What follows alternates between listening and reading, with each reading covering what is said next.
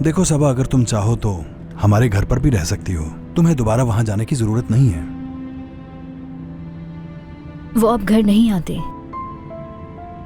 देखो सबा, ऐसा कभी मत समझना कि तुम अकेली रह गई हो।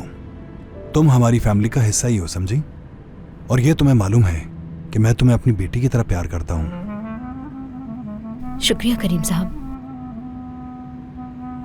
मैं तो पहले से ही आपकी बेटी हूँ करीम साहब। सबा, देखो मैं जानता हूं कि ये वक्त बहुत मुश्किल है, लेकिन काम के साथ साथ तुम्हें अपनी पढ़ाई पर भी पूरी तवज्जो देनी होगी।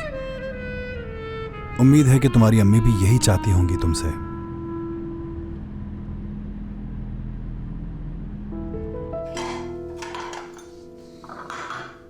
सब कुछ तैयार कर दिया है, अब मैं घर जा रही हूँ।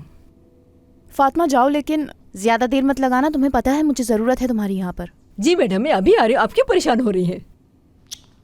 और वापस आकर पूरी फोर्स के लिए खाना बनाना होगा। हद होती है।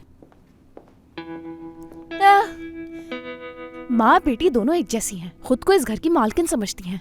अगर सादिया साहिबा की जगह मैं होती तो इन दोनों को निकाल ही देती। किस्मत अच्छी है इनकी।